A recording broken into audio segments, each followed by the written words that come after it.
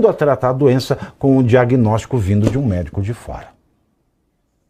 E tomara que essa doença não só seja tratada, mas que ela seja eliminada do corpo que é o Estado brasileiro. E os pré-candidatos à presidência, os ex-governadores Romeu Zema, do Partido Novo, e Ronaldo Caiado, do PSD, se reuniram nesta semana em São Paulo para discutir uma possível aliança já no primeiro turno da disputa deste ano.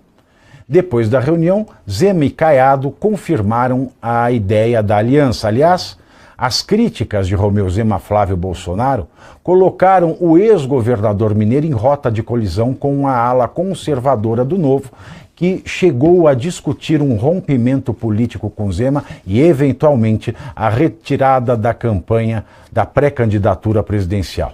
Além disso, lideranças do Novo avaliam retirar o marqueteiro Renato Pereira da pré-campanha de Zema, já que ele seria um dos responsáveis por fomentar as críticas públicas a Flávio.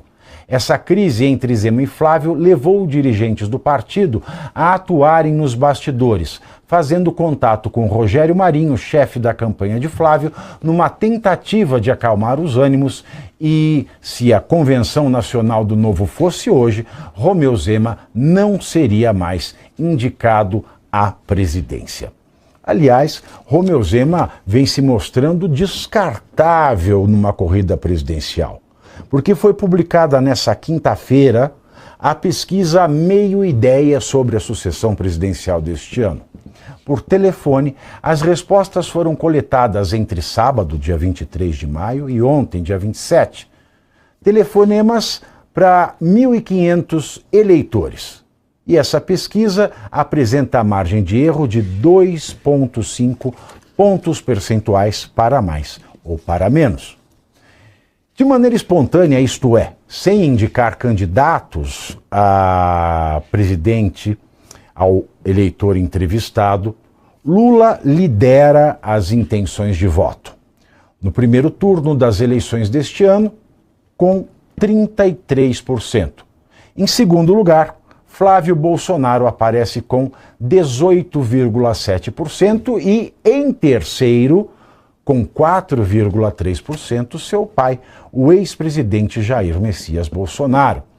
De maneira que, se considerarmos em bloco as intenções de voto no sobrenome Bolsonaro, o candidato do PL teria espontaneamente 23% das intenções de voto. Os demais nomes mencionados, mesmo somados, representam pouco mais da metade dos 10% de abstenções e votos nulo ou em branco. Juntos, Ronaldo Caiado, Romeu Zema e Renan Santos representam 5,6% das intenções de voto, estando à frente Caiado com 2,3%, seguido de Zema com 1,9% e com 1,4% Santos. Não souberam responder 24,5% dos entrevistados. Nesse cenário espontâneo, Lula teve uma queda de 0,4 pontos. Flávio Bolsonaro perdeu 1,3 pontos apenas, enquanto que o nome de Jair Bolsonaro cresceu 0,3%. Já na enquete estimulada, isto é, quando os nomes dos pré-candidatos são apresentados ao entrevistado, Lula lidera no primeiro turno com 38,5% das intenções de voto. Em segundo lugar, Flávio Bolsonaro, com 31,5%, seguido de Ronaldo Caiado, com 5,5%. Todos os outros nomes não atingem o percentual de brancos, nulos e abstenções. Nesse cenário estimulado, não souberam responder 10,5% dos eleitores entrevistados. A vantagem de 7 pontos percentuais de Lula sobre Flávio Bolsonaro não se repete no segundo turno. Mas, mesmo assim, a pesquisa aponta que Lula venceria as eleições com 46,5% dos pontos, frente aos 41,4% de Flávio Bolsonaro. uma vantagem de 5,1 pontos percentuais que, por 0,1 ponto, não recai em empate técnico. O mesmo percentual de 5,1% representa os eleitores que ainda não sabem em quem vão votar. Em um segundo turno com Ronaldo Caiado, Lula venceria com 46% frente a 40% do goiano. O mesmo placar se repete com Michele Bolsonaro como adversária no segundo turno. Disputasse com Romeu Zema, Lula venceria com os mesmos 46% frente a 37% do mineiro. Antes do áudio de Flávio a Daniel Vorcaro, Lula tinha, no segundo turno, 44,7% das intenções de voto. Neste momento, cresceu apenas 1,8 pontos percentuais. Crescimento que, considerando a margem de erro, pode não ter existido. É possível até que Lula tenha caído, no mínimo, 0,5 pontos percentuais. A descida de Flávio Bolsonaro foi de 3,9 pontos percentuais. Considerando a margem de erro, é possível que ele não tenha perdido intenções de voto, especialmente porque o número dos que não sabem em quem votar subiu 1,6%. Foi de 3,5 para 5,1 pontos percentuais. Nesse cenário, apenas os extremos do eleitorado mais jovem e do mais velho passou a votar em Lula. No eleitorado de 16 a 24 anos de idade, Flávio caiu de 55,2% para 39,5%, enquanto Lula disparou de 30% para 48,6%. Entre os eleitores de mais de 60 anos, Lula subiu 3,3% e foi para 46,3%.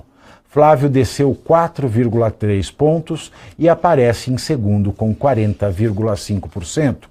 Por orientação política, e esse dado é bastante interessante, enquanto nenhum eleitor de esquerda ou de centro-esquerda vota em Flávio Bolsonaro, 100% vota em Lula. Entre aqueles sem posição política, Lula mantém liderança e avança a cerca de 5 pontos percentuais, enquanto Flávio perde outros 5%. Entre os eleitores da direita, ninguém vota em Lula. Mas mesmo assim, o Flávio perdeu 4% das intenções de voto, o que pela margem de erro pode não ter acontecido de fato. Já entre os eleitores de centro-direita, o cenário é mais curioso. Flávio ainda lidera, mas com 78,3%.